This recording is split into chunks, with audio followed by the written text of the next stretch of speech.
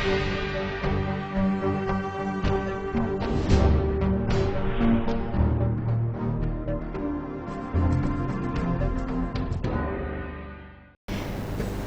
Vindhya times में आपका स्वागत है। आज की बुलेटिन के साथ हाजिर हुए हैं और आपके साथ मैं श्रेया। रीवा शहर में पिछले 3 वर्षों से चल रहे सीवर लाइन का काम अब मुसीबत बनता जा रहा है। पिछले 3 वर्षों से रीवा शहर में सीवर पाइपलाइन का काम करने वाली कंपनी के स्पन के काम की बात की जाए तो इनके काम में इतनी कमियां हैं और इनके काम से आम आदमी को इतनी मुसीबत हो रही है कि क्या कहना। सीवर लाइन का काम रीवा के आम लोगों के लिए मुसीबत बन गया है। अब भारतीय संचार निगम लिमिटेड यानी BSNL सीवर लाइन के काम से बुरी तरह प्रभावित हुआ है। पिछले दिनों में आए भीषण तूफान के कारण BSNL बुरी तरह से प्रभावित हुआ। लैंडलाइन से लेकर इंटरनेट की सेवाएं ठप हुई थी। BSNL की टीम लगातार व्यवस्था दुरुस्त करने में लगी थी। जैसे तैसे करके BSNL ने व्यवस्था सुधारी तो शहर में विकास कार्यों के नाम पर चल रहा सीवर लाइन का काम, जिसके कारण खासी दिक्कतों का सामना करना पड़ा। काम करने वाली कंपनी की काम करने की रफ्तार का तो आपको पता ही होगा। एक निश्चित समय सीमा पर कंपनी काम पूरा नहीं कर पाई है, लेकिन अब BSNL के लिए यह कंपनी मुसीबत बन चुकी है। कंपनी द्वारा खुदाई करते समय टूट रही BSNL की फाइबर वायर से BSNL के तमाम सेवाएं बाधित हो रही हैं, जिसके कारण आमजन और खासकर इंटरनेट उपभोक्ताओं को खासी दिक्कतों का सामना करना पड़ रहा है। शहर के अलग अलग क्षेत्र में जहां कंपनी के द्वारा खुदाई का काम किया जा रहा है, वहां BSNL की अंडरग्राउंड केबल गई है। वहां खुदाई के दौरान वायर लगातार कट रही है। वायर कटने के बाद BSNL ने तमाम खंभों के माध्यम से वायर पहुंचाने का काम शुरू किया। 8 दिन से इंटरनेट बुरी तरह से रीवा शहर में प्रभावित हुआ। लोगों के टेलीफोन बंद रहे। BSNL इन परिस्थितियों को कई बार नहीं संभाल पाता, जिसके लिए जिम्मेदार यह निर्माण काम कर रही कंपनियां हैं, जो शहर में विकास कार्यों के नाम पर BSNL की केबल तोड़ने का काम कर रही है। अकेले BSNL नहीं, तमाम of cable internet provider, landline provide करने वाली कंपनियां भी प्रभावित हो रही हैं। हालांकि BSNL के कर्मचारी लगातार आमजन को सुविधा देने का पूरा प्रयास कर रहे हैं, लेकिन चुनौतियां बढ़ी हैं। पूरी शहर में सीवर लाइन के नाम पर गड्ढे खुदे पड़े हैं, जो किसी की जान भी ले सकते हैं। तो सीवर लाइन की खुदाई नेहरू नगर एरिया में चल रही है, उसमें BSNL को ऑप्टिकल नेटवर्क भी मेंटेन करने में बड़ी दिक्कत गई है और पिछले 7-8 दिनों में जो सर्विसेज वहाँ पे डाउन हुई है, निश्चित तौर पे सीवर लाइन का कार्य हमको बाधित किया है उसने। और सीवर लाइन का कार्य जो है बाकी जगहों में भी जो चल रहा है, उसमें भी कहीं ना कहीं उनकी लापरवाही सामने आती है। हालांकि उनके उच्च अधिकारियों से मेरी चर्चा होती रह रही है और प्रोजेक्ट मैनेजर अशोक ठाकुर जी से भी मेरी बात हुई, उनका भी सहयोग रहता है, लेकिन सहयोग डैमेज होने के बाद हमारे लिए कोई मायने नहीं रखता। डैमेज होने से कस्टमर की सर्विसेज डाउन हो जाती हैं और बड़ी समस्याएं हो रही हैं। और इस लॉकडाउन के पीरियड में कस्टमर को इंटरनेट ही एक बड़ा साधन है, जो कि उनको इंटरटेनमेंट के साथ साथ इंफॉर्मेशन भी प्रोवाइड कर रहा है। उसमें हमारी सर्विसेज डाउन हो जा रही हैं उनकी वजह से। सर, इंटरनेट सेवाएं, लैंडलाइन सेवाएं प्रभावित हो रही हैं? बिल्कुल प्रभावित हो रही हैं। अभी नेहरू नगर हमारा 2 दिनों से काफ़ी प्रभावित रहा है सीवर लाइन की वजह से और ओवरब्रिज की वजह से। और गैस पाइपलाइन की वजह से अनदर हमको प्रॉब्लम गई है, जो कि मनगवा देवतलाव के बीच में प्रॉब्लम आई है। और गैस पाइपलाइन के माध्यम से जो कार्य कराया जा रहा है जिन एजेंसियों के द्वारा, उनका कोऑर्डिनेशन प्रॉपर हो नहीं पा रहा है। सीवर लाइन का काम, चूँकि सीवर लाइन का फ्लाईओवर का काम चल रहा था, उसमें हमारे जो लॉन्ग डिस्टेंस के सर्किट थे उसको प्रभावित हुए थे, तो हम लोगों ने बहुत जल्दी से उनको रिस्टोर कर लिया है। और आज की डेट में हमारे सारे सर्किट और जो फ्लाईओवर द्वारा जो नुकसान किया गया था वो ठीक हो गया है। सर, इंटरनेट सेवाएं जहाँ तक लोकल का सवाल है, तो इसमें हम आपको थोड़ा विस्तार से बताना चाहेंगे कि 28 तारीख को जो बहुत तेज़ी आंधी और पानी आया था, उसकी वजह से हमारा लोकल का नेटवर्क काफ़ी डिस्टर्ब हो गया था। उसकी वजह से हमारे जो FTTH है, केबल नेटवर्क है, काफ़ी प्रभावित हुआ है। लेकिन और दूसरा जो हमारा रिंग प्लान था वो भी डिस्टर्ब हुआ था, लेकिन हमारे अधिकारियों ने और कर्मचारियों ने मिलकर के सारा रिस्टोर कर लिया है। आज की डेट में शायद 20% हमारा काम बचा है, वो भी बहुत तीव्र गति से चल रहा है। मैं आशा करता हूँ कि आज और कल में वो रिस्टोर हो जाएगा।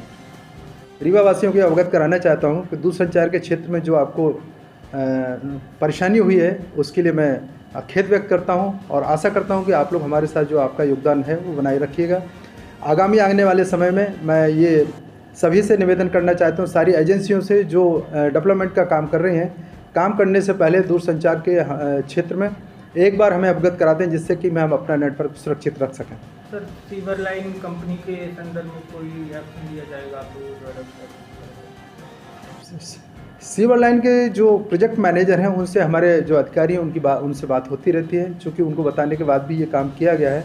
अब उनका कहना ये रहता है कि हमारे जो शिफ्ट वाइज काम होता है, जिसमें दिन में कोई और शिफ्ट काम करती है, रात को कोई और करती है, उस संदर्भ में भी हमारे अधिकारी बराबर संज्ञान में ले रहे हैं और उनको समय समय पर अवगत कराया जाता है कि हमारा नुकसान ना करें। देश में कोरोना वायरस के संक्रमण में इजाफा तो लगातार हो रहा है, लेकिन इस बीच राहत भरी खबर भी आनी शुरू हो गई है। भारत में संक्रमित मरीजों के स्वस्थ होने की खबर अब रोजाना आने लगी है। रीवा में एक बार फिर 3 कोरोना संक्रमित मरीजों ने कोरोना को मात देकर अस्पताल से अपने घर के लिए रवाना हो गए हैं। आयुर्वेद कॉलेज में तीनों कोरोना संक्रमित मरीजों को इलाज के लिए रखा गया था, लेकिन पेशेंट की रिपोर्ट नेगेटिव आने के बाद छुट्टियों का सिलसिला हमेशा की तरह लगातार जारी है। वहीं तीनों कोरोना पेशेंट के नेगेटिव आने के बाद छुट्टी कर दी गई है। इसी दौरान पेशेंट्स के चेहरे में खुशी देखी गई। मौके पर रीवा कलेक्टर बसंत कुर्रे, आबिद खान, CMHO ने पुष्प वर्षा की। आयुर्वेद कॉलेज से ही उनके द्वारा बताया गया कि वह महाराष्ट्र से रीवा आए थे। उनकी चेकिंग हुई और रिपोर्ट पॉजिटिव आई थी, लेकिन खुशी की बात यह है कि एक एक करके जिले के सभी कोरोना संक्रमित मरीज कोरोना से जंग जीत कर कोरोना को मात दे रहे हैं। पेशेंट्स डिस्चार्ज किए जा रहे हैं और किस तरीके से इनकी रैंकिंग है यहाँ पे अपना प्रतिशत? रीवा ज़िले में जो 35 पॉजिटिव केसेस थे, जिसमें से 31 पेशेंट ऐसे हैं जो ठीक हो गए हैं और घर के लिए भी रवाना हो गए। आज का दिन भी अच्छा रहा। आज आयुर्वेदिक कॉलेज से 3 पेशेंट्स जो हैं रवाना हुए हैं और हमारे एक पेशेंट थे जो मेडिकल कॉलेज में यदि एडमिटेड हैं, उनको लंग कैंसर है और साथ में वो कोविड पॉजिटिव भी पाए गए थे। और अभी जो रिसेंटली उनकी रिपोर्ट्स है उसमें वो नेगेटिव 2 रिपोर्ट्स उनकी आई है। यद्यपि उनको लंग कैंसर है पर वो कोरोना संक्रमण से मुक्त हो गए हैं। इस तरह हमारे 4 और पेशेंट्स जो हैं ठीक हो गए हैं। अब केवल हमारे पास ज़िले में 4 पेशेंट बचे हैं, वो लगातार स्वस्थ हो रहे हैं, अच्छा हेल्थ रख रहे हैं और जैसे ही उनका स्वस्थ होंगे उनको भी डिस्चार्ज किया जाएगा। एक को जबलपुर भी रेफ़र करने वाले हैं। वो जो मैंने आपको बताया, क्योंकि उनको लंग कैंसर है, लंग कैंसर पहले से, क्योंकि वो TB पेशेंट थे, उसके बाद लंग कैंसर हुआ और साथ ही उनको कोरोना पॉजिटिव भी हो गए थे। तो कोरोना के जो रिपोर्ट है उनकी 2 रिपोर्ट्स नेगेटिव आ गई है। यद्यपि उनका लंग कैंसर जो पहले से था वो उसका इलाज जारी रहेगा। वायरस का खतरा कम नहीं हुआ कि प्रकृति भी अपने नए तेवर दिखा रही है। बीते दिन आकाशीय बिजली गिरने से जिले में महिला समेत एक पुरुष की जान चली गई, जबकि करंट लगने से एक और व्यक्ति की मौत हो गई। बता दें कि पिछले कुछ दिनों से प्रदेश में हवाओं का रुख तूफानी है, जो लगातार अपनी विकराल स्वरूप को धारण कर रहा है। तो वहीं बीते दिन मूसलाधार बारिश के साथ साथ जिले के कई स्थानों पर बिजली गिरने की खबरें भी आईं। जानकारी के मुताबिक गुड़ थाना अंतर्गत बड़ा गांव में 50 वर्षीय लल्लन दुबे जब गांव के खेत में टहल रहे थे, अचानक मौसम खराब होने से पेड़ के नीचे जाकर बैठ गए, तो वहीं ऊपर आकाशीय बिजली गिर गई। इसके बाद एम्बुलेंस के माध्यम से उन्हें संजय गांधी अस्पताल लाया गया, लेकिन उनकी जान नहीं बचाई जा सकी। तो वहीं मनगवा थाना अंतर्गत कंचन तिवारी नामक महिला, जिनकी उम्र लगभग 30 वर्ष बताई जा रही है, इनके ऊपर भी आकाशीय बिजली गिरने से महिला की मौत हो गई।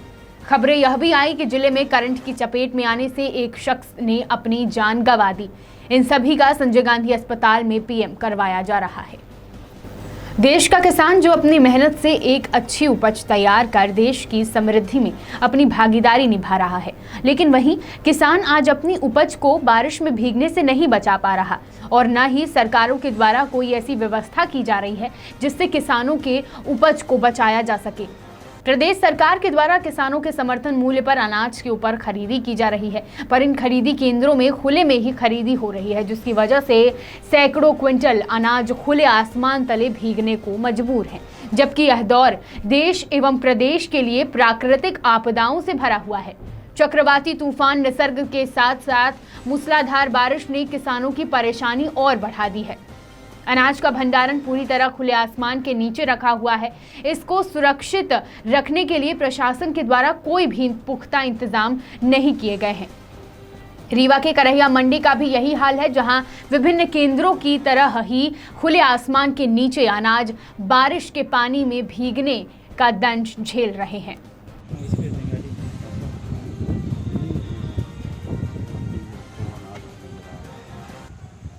शहर में जो भी गेहूं के खरीदी केंद्र बने हैं, आप देख रहे हैं, ये बात पूरे मध्य प्रदेश में है। कई बार मांग की गई है कि खुले आसमान के नीचे खरीदी केंद्र न बनाए जाएं, लेकिन शासन खरीदी केंद्र हमेशा खुले आसमान के अंदर नीचे बनाता है, चाहे वो धान की हो चाहे गेहूं की हो। आप देख रहे हैं एकाएक तूफानी बारिश के कारण सब जगह है, जहां भी ग्रामीण अंचलों में खरीदी केंद्र आसमान के नीचे वहां भीगा है। आप देखें मंडी प्रांगण में जो खैरा और बहुरी बांध का खरीदी केंद्र गेहूं का था, गेहूं के उठाव न होने के कारण यहाँ भी गेहूं भीगा है। हम आपके चैनल के माध्यम से माननीय प्रधानमंत्री जी से और मुख्यमंत्री जी से मांग करते हैं कि भविष्य में अगर धान की जब खरीदी होगी तो खरीदी केंद्र आसमान के नीचे न बनाइए। युद्ध स्तर पर गोदाम बनाए जाएं, हर खरीदी केंद्रों में गोदाम हो, गोदामों में खरीदी की जाए।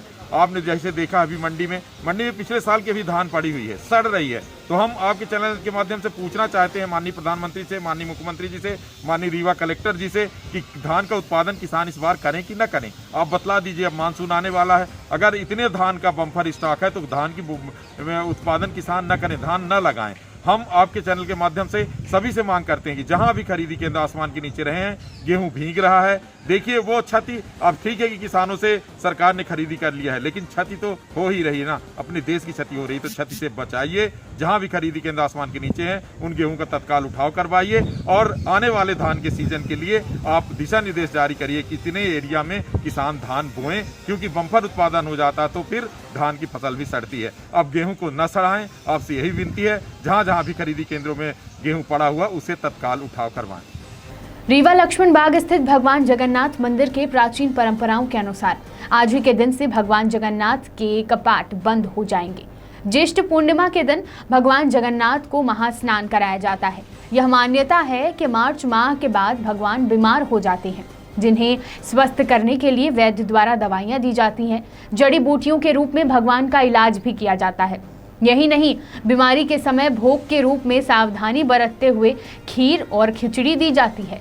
प्राचीन काल से चली आ रही मान्यता आज भी परंपरागत रूप से लक्ष्मण बाग मंदिर में निभाई जाती है। आज सुबह से ही लक्ष्मण बाग मंदिर के पुजारियों द्वारा भगवान जगन्नाथ को महास्नान कराया गया। आज के बाद भगवान जगन्नाथ के मंदिर के पट बंद कर दिए जाएंगे। आषाढ़ तिथि के दिन भगवान स्वस्थ होंगे। इसके बाद भगवान की शोभा यात्रा हर वर्ष की तरह इस वर्ष भी धूमधाम के साथ निकाली जाएगी।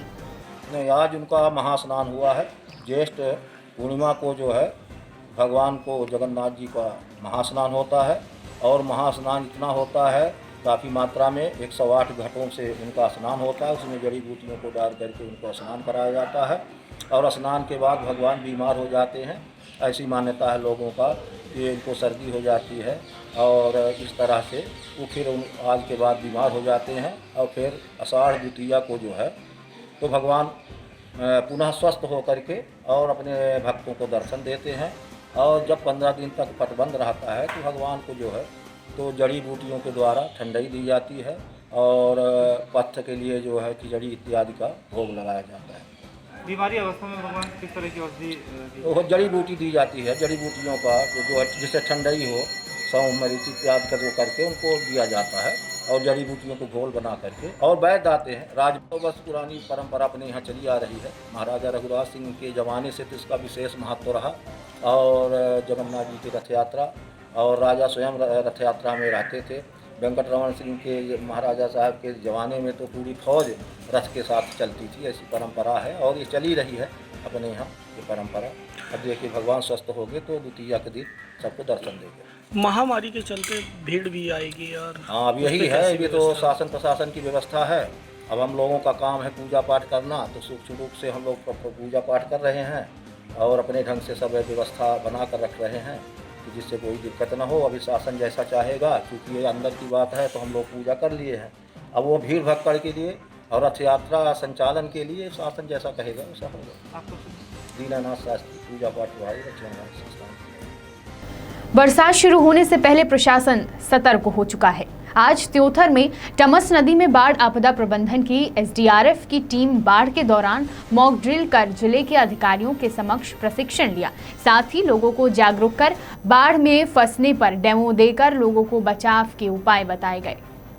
त्योथर एसडीआरएफ की जिला कमांडेंट मधु राजेश तिवारी ने होमगार्ड के गोताखोरों को महत्वपूर्ण जानकारियां देते हुए उनका हौसला बढ़ाया। साथ ही एसडीआरएफ के प्लाटून कमांडर विकास पांडे ने सैनिकों को बचाव के दौरान काम करने और सावधानी बरतने की जानकारियां उपलब्ध कराई। मॉक ड्रिल में मौजूद त्योथर एसडीओपी नवीन दुबे ने भी मौजूद पुलिस बल और बाढ़ आपदा में तैनात होमगार्ड जवानों से जानकारी साझा की और थानों एवं पुलिस चौकियों से साझा सहयोग के निर्देश दिए। मॉक ड्रिल के दौरान एसडीआरएफ के जिला कमांडेंट मधु राजेश तिवारी, त्योथर एसडीओपी नवीन दुबे, प्लाटून कमांडर विकास पांडे, चौकी प्रभारी बीसी विश्वास, त्योथर बाढ़ आपदा प्रभारी घनश्याम पांडे सहित पुलिस बल मौजूद रहा। सिरमौर से सुभाष मिश्रा की रिपोर्ट। जो त्योथर संभाग पूरा अनुभाग है, इस पूरे अनुभाग में लगभग 2 नदियों का पूरा प्रवाह क्षेत्र है और जब भी बारिश होती है तो उसके कारण काफ़ी बड़ा एरिया इसका मतलब आपदा आती है, बाढ़ की आपदा वहाँ पे आती है। तो इस पूरे क्षेत्र में लोगों को सुरक्षित दूसरे स्थान पर पहुँचाना, उनकी जो अन्य समस्याएं उनको दूर करने के लिए आज भी इसी कार्यक्रम का प्रारंभ किया गया। इसमें जो हमारे होमगार्ड के जवान हैं, उनके अलावा सिविल वॉलंटियर्स भी यहाँ पे आए हैं और उन लोगों ने एक डेमो देखा कि किस तरीके से हम जो हमारे पास में उपलब्ध सामान है उनके माध्यम से भी और जो कुछ एक स्टैंडर्ड चीज़ें हैं जैसे लाइफ जैकेट हो गया, रिंग हो गया, इनके माध्यम से ही भी लोगों को बचा सकते हैं। तो इस ट्रेनिंग का मुख्य उद्देश्य ये है कि जो हमारे पास में उपकरण हैं उनसे भी लोगों को बचाया जाए और जो उपलब्ध संसाधन है जैसे बॉटल हो गया, डिब्बे हो गया, इनके माध्यम से भी इस बाढ़ प्रभावित क्षेत्र से लोगों को बचाया जा सके। तो आज डिस्ट्रिक्ट कमांडेंट होमगार्ड मधु मैडम के दिशा निर्देश में यहाँ पर प्रशिक्षण कार्यक्रम का शुभारंभ किया गया है और जितने भी हमारे जवान हैं मैं उन सबको शुभकामनाएं देता हूँ कि आगे आने वाले समय में बहुत ही बेहतर बाढ़ पूर्व प्रशिक्षण कार्यक्रम है, उसकी तैयारी को लेकर यहाँ पर मॉक ड्रिल करवाई जा रही है। यहाँ पर चूँकि रीवा जिले का सबसे बाढ़ प्रभावित एरिया त्योथर, सोनौरी, सोहागी और जावा है। 15 जून से यहाँ पर डीआरसी टीम की तैनाती की जा रही है। उससे पूर्व यहाँ पर इन लोग को प्रशिक्षण कर अभ्यास कराया जाए। शहडोल जिले के लिए कोरोना को लेकर आज का दिन अच्छा रहा। मेडिकल कॉलेज शहडोल से 3 कोरोना संक्रमित मरीजों की रिपोर्ट नेगेटिव आने के बाद डिस्चार्ज किया गया, जिसके बाद अब जिले में कुल कोरोना संक्रमित मरीजों की संख्या 5 बची है, जिनका इलाज मेडिकल कॉलेज में जारी है। बीते दिन 2 पखवाड़े से अपना इलाज करा रहे इन मरीजों में जिले की युवती के साथ 2 युवक शामिल हैं। इन युवकों में एक युवक ग्राम भागा का व एक बुढ़वाधारी नामक गांव में रहने वाला है। इन मरीजों के स्वस्थ होने के बाद जिले में कोरोना से ठीक होने वाले मरीजों की संख्या 6 हो गई है।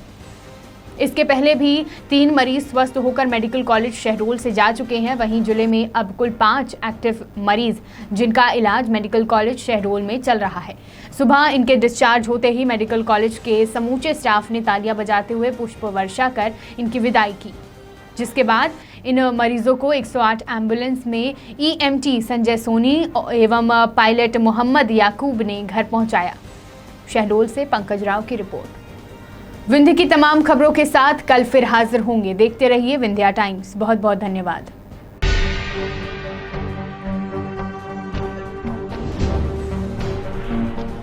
VT Bulletin sponsored by Uttam Singh Academy, Rewa.